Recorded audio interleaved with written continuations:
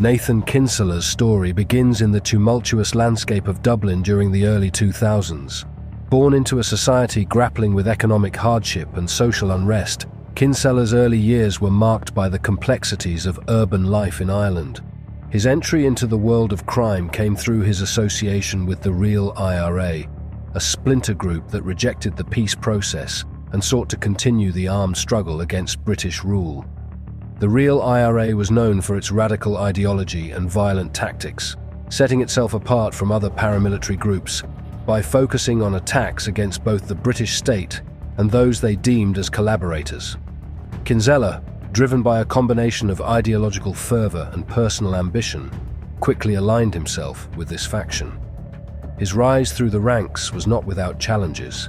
He had to navigate the dangerous world of paramilitary politics, often marked by internal rivalries and violent power struggles. Kinsella's early involvement was characterized by his role in orchestrating violent acts, extorting businesses, and managing arms trafficking operations.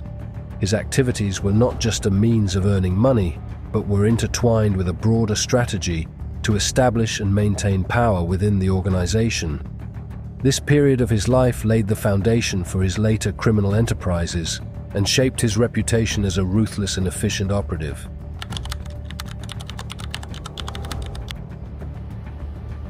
By the mid-2000s, Nathan Kinsella's growing influence caught the attention of Jimmy Mansfield Jr, a wealthy and influential figure in Dublin's criminal underworld. Mansfield Jr and his family had established a significant empire, and their business interests spanned various sectors, including real estate and construction. However, their empire was increasingly entangled with criminal activities, and they needed strong connections to maintain and expand their operations. Kinsella's entry into Mansfield Jr.'s sphere marked a significant turning point. Mansfield Jr. sought Kinsella's expertise to manage and protect his business interests amidst growing threats and competition. This partnership was forged out of necessity, with Kinsella providing the muscle and connections needed to safeguard Mansfield's assets and enforce his will. Their collaboration involved a range of illicit activities, including money laundering, extortion, and violent enforcement actions. Kinsella's role was crucial in managing these operations, utilizing his network within the Real IRA to provide the necessary support and intimidation required. The partnership was mutually beneficial. Mansfield Jr. gained protection and expanded his influence, while Kinsella leveraged Mansfield's resources to further his own criminal enterprises.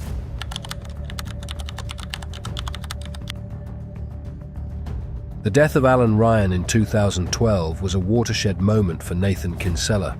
Ryan, a prominent leader within the Real IRA, was killed in a violent confrontation, leading to a significant power vacuum within the organization. Ryan's death triggered a period of intense internal conflict, as various factions within the Real IRA vied for control and influence. Kinsella, having been closely associated with Ryan, found himself at the center of this turmoil. His position became increasingly precarious, as rival factions challenged his authority and sought to undermine his influence. During this period, Kinsella was involved in several violent confrontations, including an attempted assassination that left him wounded. Despite these setbacks, Kinsella managed to navigate the chaotic environment and maintain his standing within the organization. His survival during this period was a testament to his resilience and adaptability. He emerged from this phase with a reinforced sense of determination and a deepened commitment to his criminal activities.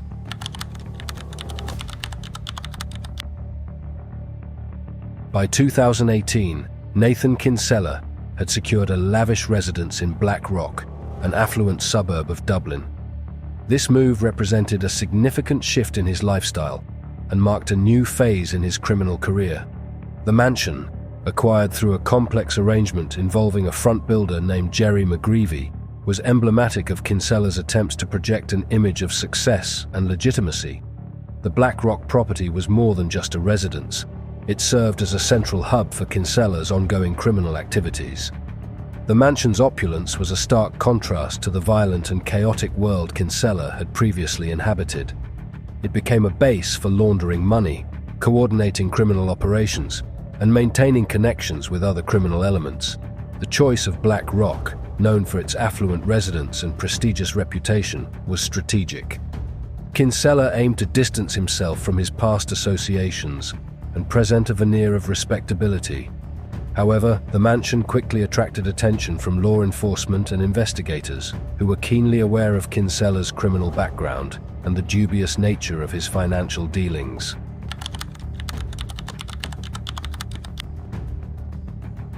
Between 2018 and 2020, Nathan Kinsella was deeply involved in a sophisticated money laundering operation.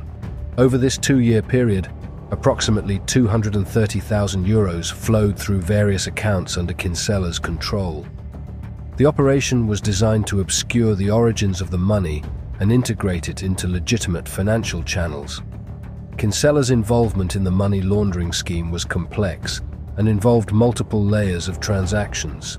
He utilized a network of shell companies and front organizations to manage and conceal the funds. This elaborate scheme was not just a means of avoiding detection, but a way to further his criminal enterprises and secure additional resources. Kinsella's claim that the money was given to him by a wealthy individual as a gift was met with skepticism. Given his criminal background and the nature of the funds, investigators were highly dubious of his explanation. The complexity of the money laundering operation and the substantial amounts of money involved pointed to a well-organized and deliberate effort to evade legal scrutiny.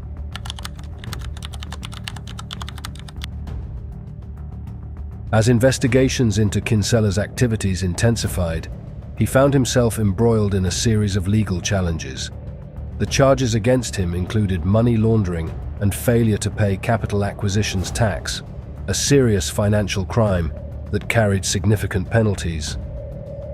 Kinsella's legal strategy involved negotiating a guilty plea in hopes of reducing his exposure to more severe charges. The courtroom proceedings were highly charged, with Kinsella attempting to present himself as a victim of circumstance rather than a perpetrator of crime. His defense argued that the charges were exaggerated and that he was being unfairly targeted. Despite these efforts, the evidence against Kinsella was overwhelming, and he was ultimately convicted. The legal battles highlighted the complexities of dealing with financial crimes and the challenges of navigating the criminal justice system. Kinsella's guilty plea resulted in financial penalties and a tarnished reputation, marking a significant setback in his criminal career.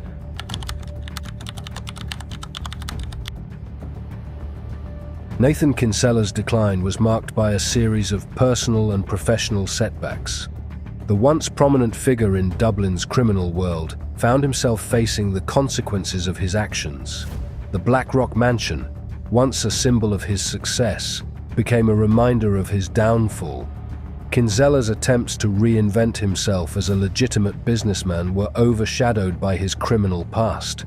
His involvement in the money laundering operation and the subsequent legal battles led to a significant erosion of his influence and resources. The collapse of his criminal empire was a stark reminder of the volatile and unpredictable nature of life in organized crime. The sentencing phase of Kinsella's legal troubles underscored the dramatic reversal of fortune. The lavish lifestyle he once enjoyed was replaced by legal and financial difficulties, marking the end of an era for Kinsella and his criminal activities.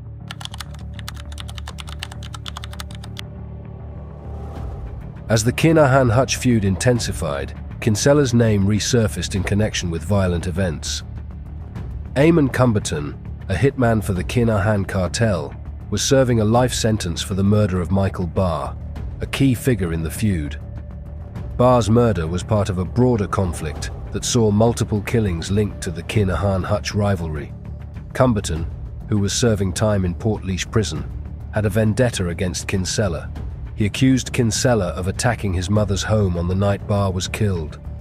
This accusation further complicated Kinsella's situation and led to heightened tensions within the prison. In July 2023, Kinsella was transferred from Portlaoise prison to a Midlands facility. The decision came after Cumberton made it clear to prison authorities that he intended to harm Kinsella. The authorities, recognizing the immediate threat, acted swiftly to separate the two inmates. Kinsella had only just handed himself over to serve a one-year sentence for failing to pay taxes on substantial sums of money he claimed were gifts.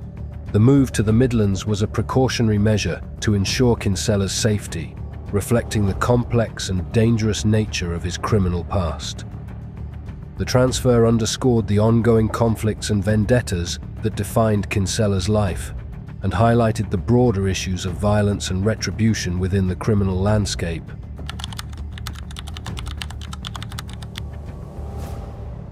Nathan Kinsella's story is a compelling narrative of ambition, crime, and eventual downfall. His rise from a key figure in the Real IRA to a convicted criminal reflects broader themes within organized crime and its transient nature. Kinsella's journey highlights the risks and consequences associated with operating in the criminal underworld. As investigations into his activities continue and his sentencing is finalized, Kinsella's story serves as a cautionary tale.